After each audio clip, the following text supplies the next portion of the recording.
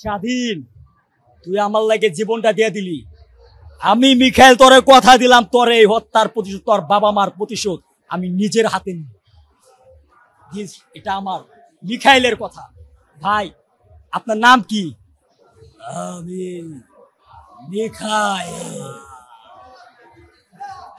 বলিউডের রণবীর কাপুর, শাহরুখ খান, অমিতাভ বচ্চন যারা আছে, বিশ্বে যত স্টার আছে বড় বড় সব স্টার এখন শাকিব খানের কাছে শিখবে, ঠিক আছে?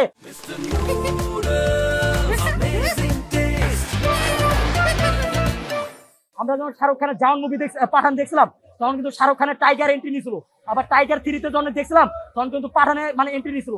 তো এরকমটাই হওয়া উচিত। আর এখানে হচ্ছে তাণ্ডব 2 তো আসবেই, যেখানে হচ্ছে শাকিব খানের আসল রহস্য সবগুলো উদ্বোধন হবে। মুভির মতো আমরা তো জাস্ট স্বাধীনকে দেখছি, স্বাধীনকে দেখা গেলেও মিখাইলকে দেখা যায় না, মিখাইল দরাচর বাইরে। আর লাস্টে বস মেগাস্টার শাকিব খান, মানে এই যে বুড়া আঙ্গুলটা দিয়ে দেখাইছে ভাই, পুরাই মনে করে ইতিহাস। বলিউডের রণবীর কাপুর, শাহরুখ খান, অমিতাভ বচ্চন যারা আছে, বিশ্বে যত স্টার আছে বড় বড় সব স্টার এখন শাকিব খানের কাছে শিখবে, ঠিক আছে? আর একটা কথা বলতে চাই, মেগাস্টার শাকিব খানকে সবাই বলে সুপারস্টার, তারপর মেগাস্টার, ঢালিউড বাদশাহ, নবাব, কিং খান, সুপারস্টার, এই সেই হানতান। কিন্তু আমি আজকে আরো একটা কথা বলতে চাই, শাকিব খানের নামের আগে জাতীয় স্টার বসতে হবে। আমাদেরকে কেউ যখন প্রশ্ন করে বাংলাদেশের জাতীয় নায়ককে, তখন আমরা এক বাক্যে এক উত্তরে একটা কথা, শাকিব খান, শাকিব খান, শাকিব খান। বাংলাদেশের জাতীয় ফুল কি শাপলা, বাংলাদেশের জাতীয় ফল কি কাঁঠাল, বাংলাদেশের জাতীয় মাছ কি ইলিশ মাছ। তাহলে আমরা এটাও বলতে বাধ্য হচ্ছে বাংলাদেশে জাতীয় হিরোকে শাকিব খান, শাকিব খান, শাকিব খান। বাংলাদেশে আর কোনোদিন জাতীয় স্টার আসবে না, আসবে না, আসবে না। অনেক শাকিব খান ইতিহাসের পাতায় লেখা থাকবে, বইয়ের পাতায় লেখা থাকবে, পত্রিকার পাতা থেকে শুরু করে প্রত্যেকটা অডিয়েন্সের মুখে মুখে মনের মধ্যে শাকিব খান, শাকিব খান।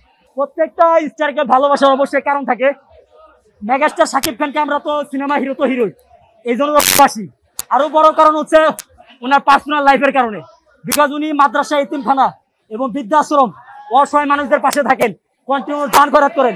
আপনারা জানলে আরো অবাক হবেন, এমনও অনেকগুলো এতিমখানা, মাদ্রাসা, মসজিদ আছে, মানে স্পেশালি এতিমখানা, বৃদ্ধাশ্রম শাকিব খানের টাকায় চলে। সেটা আমি প্রাউড ফিল করি।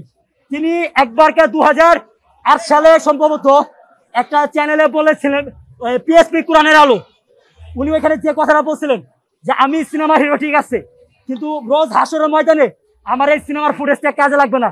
আজকে হয়তো এখানে এসেছি এবং এই যে নামাজ পড়ছি বা এই যে তেলাওয়াত শুনছি, হয়তো এই ফুটেজটা এখানে লাগবে। দেখেন একটা হিরোর মন কতটা মন মানুষের ভালো থাকলে পারে।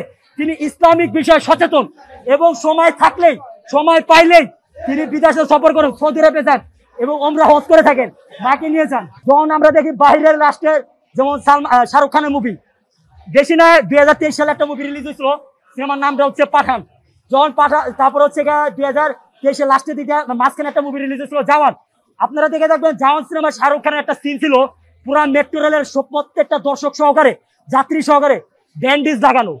তো যখন ভক্তরা সিনেমা দেখতে যায় তারা সবাই ব্যান্ডেজ লাগায় শাহরুখ খান স্টাইলে গেছে। আরে ভাই, বলিউডে যদি শাহরুখ খানের বেলা হেরফানরা করতে পারে, তাহলে আমরা সাকিব খান কি জিরো? আজকে আমাদের কাছ থেকে শিখবে কিভাবে কি করতে হয়। তারপরে দিন শেষে আমাদের প্রতিবাদের কারণে আফরান নিশো, শাকিব খান দুদিনে মিলে গেছে। আমরা এটা হ্যাপি, বলা যায় ঈদের বোনাস হিসেবে এটা আমরা পেয়েছি, যেটা মানে ইন্ডাস্ট্রি, পুরো ফুল ইন্ডাস্ট্রি করতে পারে নাই, সেটা আমরা সাকিবেরা দেখে দিছি কিভাবে দুটো হিরোকে মিলাই দিতে হয়। যদিও আমরা প্রতিবাদ করছি, শাকিব খানের পক্ষ নিছি, আফরান নিশোর বিপক্ষে গেছি, কিন্তু এখন আমি এটা বলতে বাধ্য, দিন শেষে তারা জন্য যে শাকিব খান আফরান নিশো কাঁধে কাঁধ রেখে করছে, ওই জিনিসটা ভালো লাগছে। তো আমরা চাই পুরো ফিল্ম ইন্ডাস্ট্রি যারা হিরোরা আছে, প্রত্যেকটা হিরো এইভাবে কাঁধে কাঁধ রেখে এগিয়ে যায়, তবে ইন্ডাস্ট্রি এগিয়ে যাবে। আর ওই যে এক শ্রেণীর মানুষরা বলতো যে বাংলা সিনেমা দেখলে তুচ্ছ করতো, তাদেরকে ভাই বলতে চায়, ভাই made in India, made in China দেখছো, মাগার মেড ইন বাংলাদেশ দেখা যাও কারে কয়। এই রায়ান রাফি আজকে 2 কোটি 3 কোটি বানাইছে না, তার হাতে যদি 10 কোটি টাকা দেওয়া হয়, তাহলে আমি এটা বলতে বাধ্য, যারা 1000 কোটি 2000 কোটি টাকা সিনেমা বানায়, এই রায়ান রাফি 10 কোটি টাকাতে ওটা বানায় দেখাই পারবে। এই মুভির ভাই বিশ্বাস করেন ব্যাকগ্রাউন্ড বিজিএম এতটাই নিখুঁত ছিল, যে এতটাই নিখুঁত ছিল, বিশ্বাস করেন ভাই, এই ব্যাকগ্রাউন্ড মিউজিক গুলো যদি অনলাইন সোশ্যাল মিডিয়া ছাড়া হয় তাহলে ট্রেন্ডিং ওয়ানে থাকবে।